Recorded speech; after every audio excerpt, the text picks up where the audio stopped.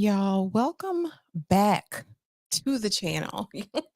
And last night I fell asleep, y'all. Otherwise, we would have been in here to discuss the final episode of Married at First Sight, season 17. Child, where are they now? And so I guess everybody was begging the question, where are they now? I don't think so, because like who who really cares where they were? We were with people for 60 weeks is what it felt like. Yeah, and I mean, I honestly, as for me in my house, could care less about where the people were. However, we are going to see things through to completion. So there was no time like the present but to wake up an hour late like I did last night and watch 2 hours of the Where Are They Now, y'all. And so without further ado, let's just get into it. Let's talk about it. Uh yeah. So as you can see here, Lauren and our favorite person ever, Miss Claire. And I'm sorry, y'all. Let me bring this back up properly because it's playing games with me. It's playing games with me. Bear with me. Y'all know I don't be live streaming like this, so bear with me just a momento, por favor, as I get this up properly. Proper like. Let's see. It was test maps. There we go. Okay. Let's bring these in and let's do it this way. Okay, so at first we saw Lauren and Claire, and they are chewing the fat. Claire then came over to Lauren's house, and it's time for them to talk about, what's been going on. They haven't seen each other in a whole week, and so they need to catch up and find out what's going on in their neck of the woods. And honey, Claire has a man. Claire has got a man at home, and apparently all of the ladies love him. He is a real man, is what Lauren says. Claire, you have a real man. And I venture to say that this is true because Claire is not on the same bitterness energy that she was on during the reunion. She actually does seem as though, she's moved on. But I was surprised to hear that she and Lauren are really good friends. They have martinis weekly, they see each other often. And so then Claire decides to ask Lauren, well, where is O Liar at? So apparently that's Orion's name, and I like it. I like the coining of the new name, and I think that's what I'm going to call him as well from now on, O Liar. And I guess this is really the last time I'll be talking about Orion because mhm, that. And she's basically said she no longer thinks about Orion. Orion is a non-factor. Okay. He is a non-issue. If you remember Evelyn from back in the olden days when she said he is a non-MFN factor at this point. The process has made her open though to the new possibilities. And so Lauren says she is just open up to all of the possibilities in the world. Claire asks her, well, do you have a man, Lauren? What's going on with you and your man? I'm just happy. I'm just happy. And so in this moment, she kind of alludes to the fact that Chloe has blocked her. And we will get into that later, honey, because that was really where the tea was at. Again, she just states she's happy when asked, are you seeing anyone? Next, honey, Michael. Michael and his tattoos. And y'all got to bear with me just a moment because these images didn't come out right because I saved them wrong. So give me just a second. And we will bring Michael up. We will bring Michael up in his tattoo oration, okay? Because he had to share everything. And so after they meet, I guess he decides that he needs to come and connect with Lauren and Claire. And so he decides to come on out because he's got a new piece of artwork. It's an angel hiding her eyes. And we know Big Mike is on one right now. I mean, he's got his whole faded look. He didn't cut off the hair. The ladies are loving him, it's a thing. Hey, Monique. Hey, sis. Thank you for chiming in. Listen, because I messed up my first round of pictures. And so I'm going back and resaving them and reopening them up so that y'all can actually see who I'm talking about. How are you today? Thank you, Monique. I appreciate you, sis. I appreciate you so much. Okay, here we go. We are in business now. We are about to be in business now. Okay, let's see. Okay. And so, yeah, they decided they're going to go out, Claire, Lauren, and Michael. And so, in this moment, he's basically like, the people have willed this to be together. They've willed us to be with one another because, listen, they said, I was jilted at the offer. You got a raw deal. And so, we're basically meant to be. Now, I will say this. I thought that Michael and Lauren actually would have been more compatible. He gave still kind of that fluid thing that she was into with her men. He had style, but he just seemed more open, right? As we found out about Old Liar, he talked about being open, but wasn't open to her. Okay. That's just what it boiled down to. He was not open to her. And that's kind of how that went. And so he says, Lauren, I remembered what you said. And I said, well, Lauren, what did you say, sis? And apparently Lauren had told him that she loved his earrings. Okay. She loved his earrings and that, she wanted them. She wanted the other one. He had his dangly. She wanted the other one. And so he comes out his bag with the gold jewelry. And I was here for it. And I said, is this a love connection? He was giving very much flirtatious. She was giving flirtatious. Claire even says off camera, if I didn't know any better, I think the two of these people wanted each other. Exactly. Listen, Captain for creativity, and we're going to get to it. Yeah. Yeah, we're going to get to it because, girl, Chloe, he didn't choose you. So why are you big mad? Like, why are you big mad about it, sis? Like, Lauren was not your friend. None of the ladies was your friend. Hey, Candy girl. Hey, Candy girl. What's that, friend? But yeah, they were not your friend. All's fair. You know what I'm saying? It wasn't like, and like Lauren said, I knew him before I knew you, sis. So I'll just get to it. So basically, the deal is Lauren says that apparently she had followed Michael on social media. He had followed her back. Honey, when Chloe found out, she said, I'm blocking Lauren on everything. I can't abide that. That's disloyal. That's not the girl code. And I'm like, Chloe, that lady don't owe you the girl code. That lady don't even know you. That lady knew that man before she knew you. Okay. So I'm just saying, all is fair. He ain't choose you. He ain't want you. So I mean, let's just call it a day, right? Let's call it a day, call it a night, y'all. I'm trying to find that picture that I had of him showing his little work of art there. And of course, they acting funny and didn't pick it up. But nevertheless, the artwork was there. He was showing off all his back tattoos and everything else. Next, we have the fellas, right? And they decide that they are going to meet. Okay. Yeah, bear with me. I'm on the struggle bus right now. I'm gonna just go in these in order. Okay, so the fellas meet. So it's Liar, Michael, and Austin, because apparently Michael and Austin are best bros now. Okay. And so they are at the cigar lounge, chewing the fat, and talking about all the things. And basically, like, Orion's like, I learned from this situation. And it's like, Orion, shut up. You ain't learned from nothing, man. You just make stuff up. You just like to say a bunch of stuff in the group.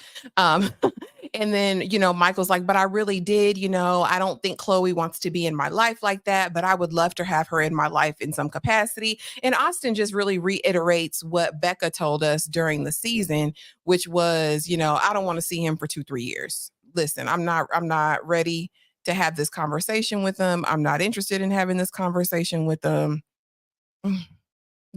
That's all she got, folks. That's all she's got for the man. And so then we see Austin, honey, and his roommate. Now y'all listen.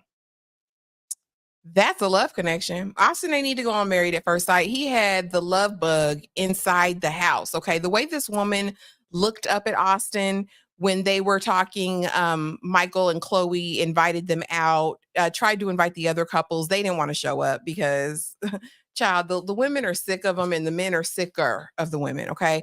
But Austin had some live in. And I'm curious about this situation. Have they ever crossed the line? Even Chloe alluded to it. And I was like, okay, girl. Yes, yes, ma'am. Big facts. Candy. I don't watch, but I'm listening. I appreciate you. Listen, every bit helps, ma'am. Every bit helps. Okay.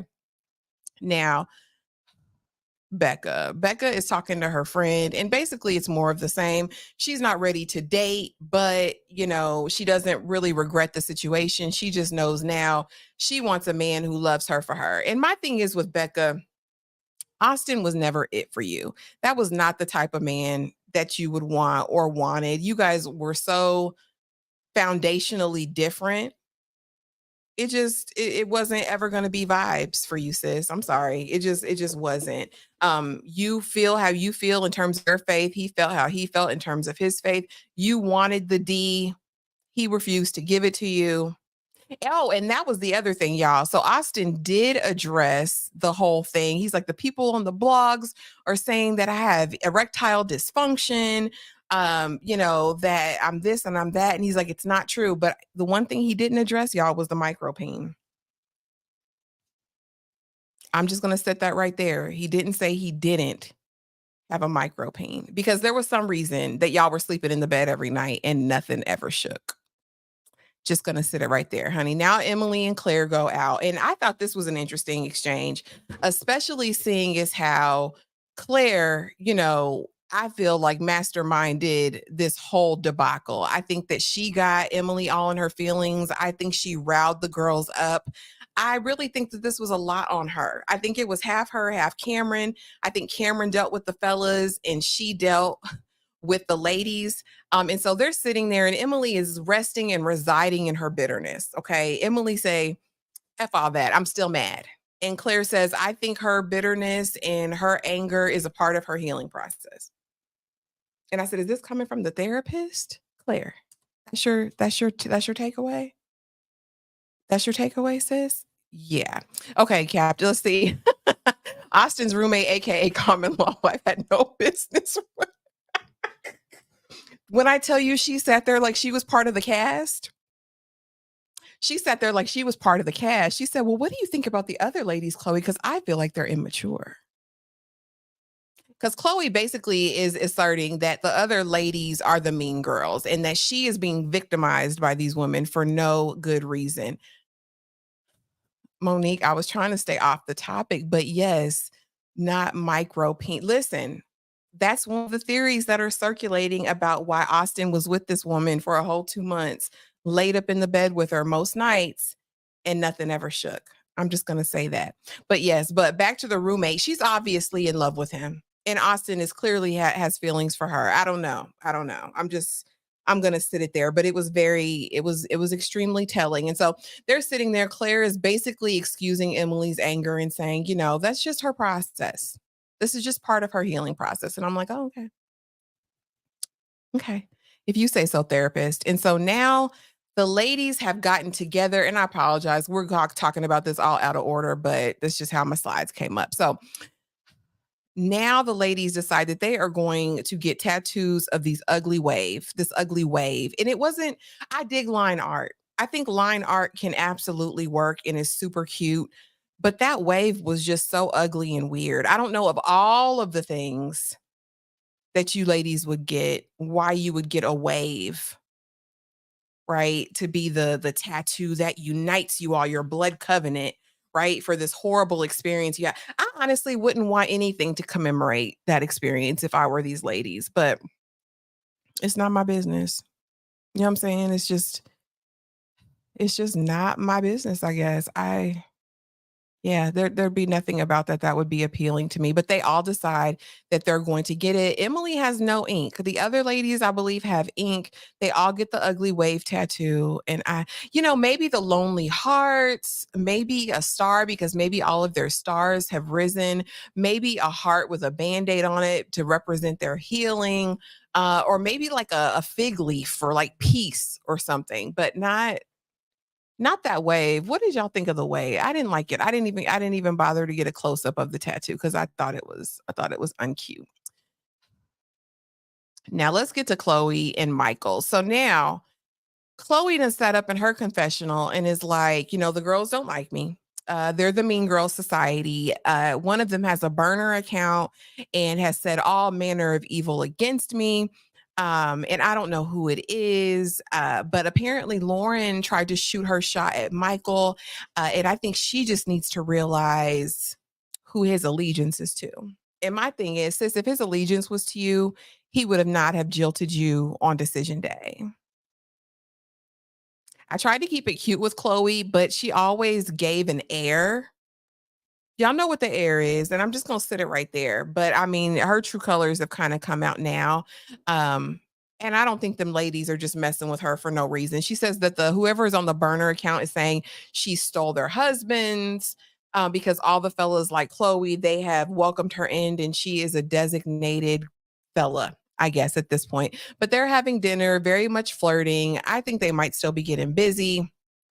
It's not my business, and I really don't care. But I will say Michael showed up, he put that suit on. Yeah, he did. I even liked the little chest tattoo that was showing. I was like, "Oh." I was like, "All right, Michael. All right." I'm still not getting over the Gucci at the farm though, at the hospice farm. Okay, and so Liar at their session with the guys earlier, he invited them to a Reiki healing session with with unsweetened hot chocolate, basically.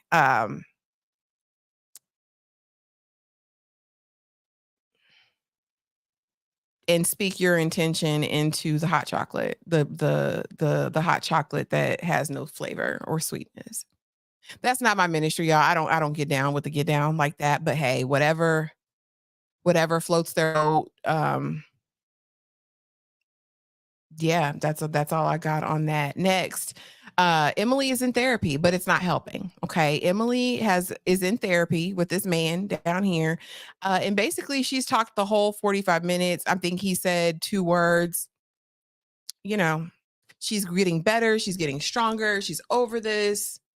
She thinks that this all stems from her father issues, and that Brendan was a representation of the father issues. Girl, we don't care. Like it's more than that. So now we have Lauren here. And this is where Lauren breaks it down. And she's like, look, Chloe told me I was disloyal. I wasn't a friend, blocked me on everything. And Lauren said, I don't want to come between anybody's marriage, right? I unfollowed him. I removed him as a follower. I don't want any smoke. And I don't know. It seemed like Michael would have gave in. I don't know what this real dynamic is, and I don't think we'll ever get the truth. For all we know, Lauren and Michael could be together to this day. Okay. They could be. They could be, but let's go to the next, to infinity and beyond. Now, Chloe invited all the men to the farm, to the hospice with the old and dying animals, which, noble effort. And so they're all there. And, Chloe is one of the fellas. You know what I mean? She didn't invite the ladies because she said she knew the ladies wouldn't come. Okay. Okay. And so they're just there being boring, working with the animals. We see Brendan, we see Cam. Everybody kind of shows up, even Cam, even though he's saying he's sick. And they're on her side. She's like, yeah, because the girls are just coming for me. They're attacking me. And they're like, those girls are so, so bad. They are so bad, so nasty, so rude. Okay.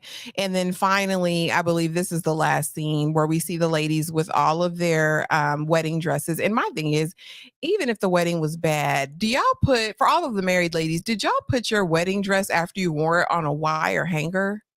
Like one of those dry cleaner hangers? Because one of the ladies had it on there, and I was like, girl, why you got the dress? I would rather just keep it in the plastic and put it in a chest or something. I wouldn't put it on a wire hanger. What if it rusts? But they get all their dresses and they are going to donate them to this special charity. And I thought the charity was neat. It's one for terminally ill people who want to get married and don't have, I guess, the resources to get the dress. And so, their dresses would go to a good cause. And so basically, they're shipping their dresses away at the bar. And I also thought that this was interesting. Why are y'all uh packing and shipping at a bar?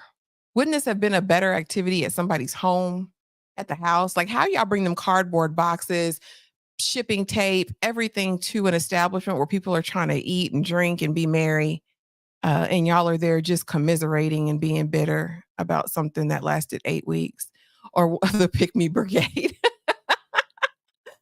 Oh, heck nah. Yeah, I didn't get the wire hanger, y'all. But so they're there and they're basically talking about what they learned from the experience, and they're all ready just to put it behind them. And I'm ready to put it behind me too.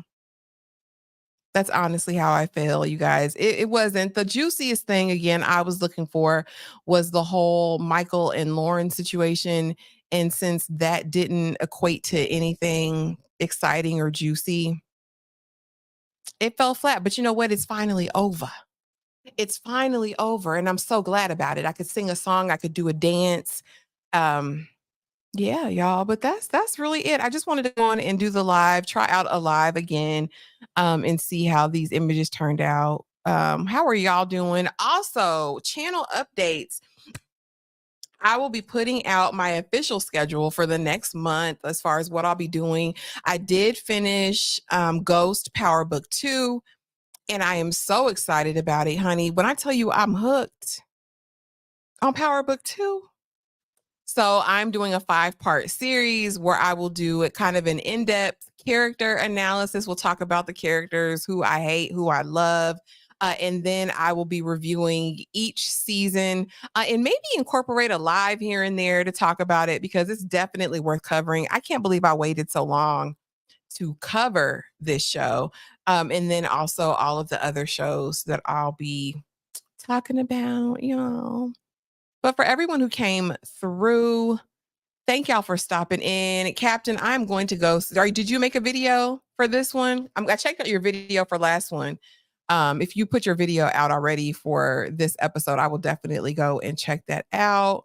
But as always, I appreciate y'all. Thank y'all for stopping by, for hanging out with me. Yeah, and I got a bunch of videos to record tonight, so I'm about to do that. Yeah. Yeah. What y'all got going on? Any exciting content? Ciao. Lord. Monique, don't give me no idea because I will hop off this and come back and talk about the Never Ever Mets. I really will do it.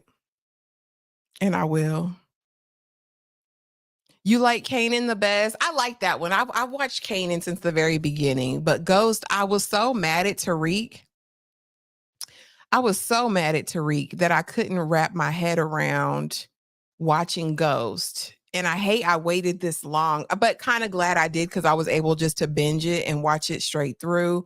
But child, it had me going through changes. How about I actually love Tariq now? And I'm mad at everybody who plays in his face. How the tables have turned, y'all. And it's probably because he's literally turning into the one person he never wanted to be. But I liked Ghost, and I know that's controversial. People didn't like Ghost really, but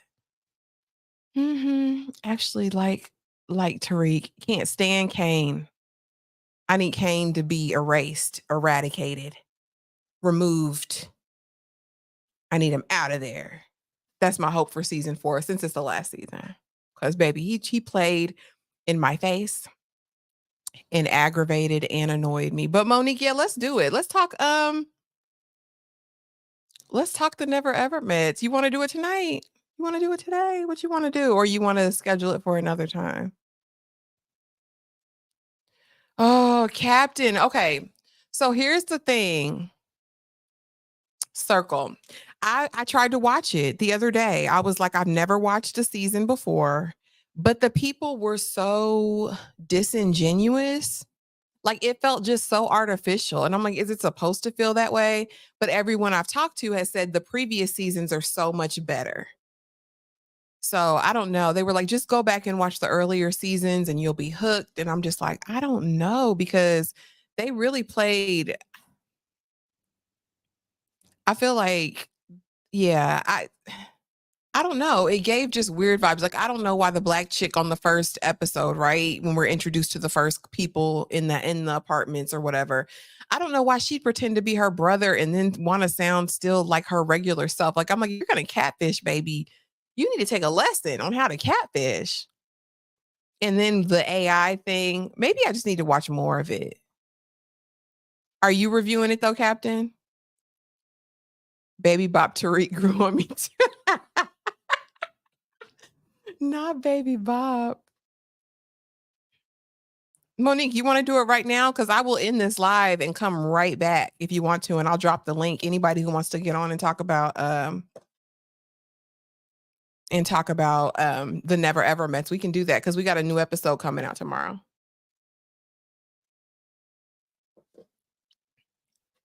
Just let me know, sis, because I got time. I got time and energy right now.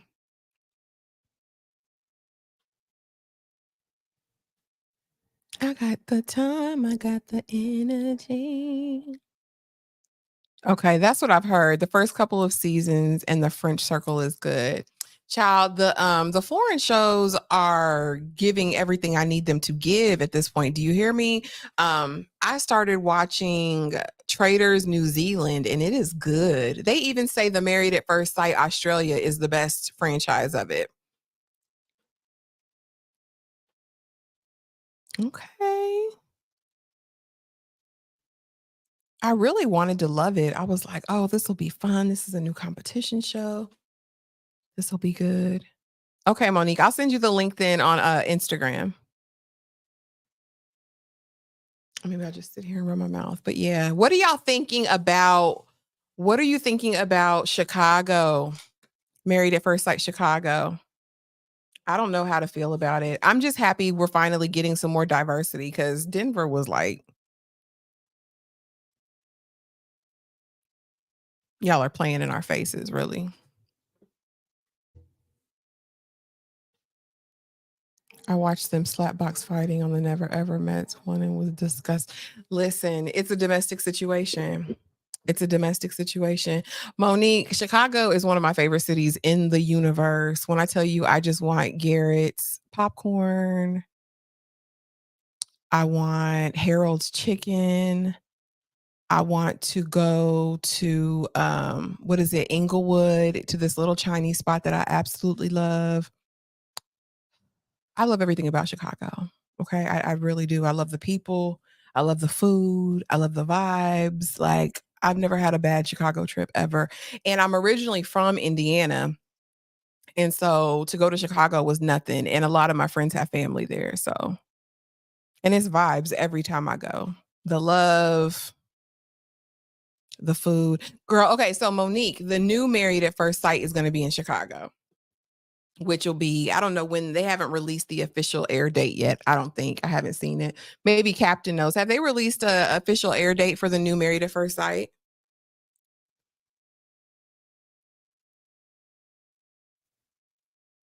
Dr. Pia did. She wasn't playing with Brennan. I like that. She was like, let me finish, Brennan. Like, let's not do it. Dr. Pia is cute. I hope they're just not playing this season. If Chicago is bad, I'll have to say goodbye to Married at First Sight. I'll have to say goodbye to reviewing it because I feel like Denver was like a mockery of like the process completely. Like, we've never had a situation where they all just lied. We gonna just come and lie. We're gonna lie. We're just gonna lie about everything and everybody. Yeah, I didn't like that. Oh, I gotta find my pictures for the Never Ever Mets. But yeah, but all right, guys, I'm not gonna hold you because I'm really done talking about Married at First Sight. I'm so glad it's over. Season 17, upcoming season 18, and y'all know I'll be back when they release the dates. And we get to meet the couples officially. Chat. I never watched the show, just heard about it in the clips. Yeah, I mean, I was like a OG Married at First Sight fan. Like I remember Monet and Gil, honey. I go back to the first season. I always thought it was a vibe. Like I was like, I would do Married at First Sight. Why not? Let's try it. And then it went off the rails. Then it went off the rails. I don't see it, but appreciate you. She's a beautiful girl. She's a beautiful girl. She's a beautiful girl. All right, guys, I'm gonna head out and I'm gonna prepare for, I guess, a live on the Never Ever Mets, y'all. We'll be back in about 30 minutes or so with Miss Monique to talk about that tomfoolery, and it'll give me time to get some pictures together. But thank y'all if y'all rode with me for this hectic live. Thank you. I appreciate you. I value you. Yeah, and I'll see you guys in the next video. Bye.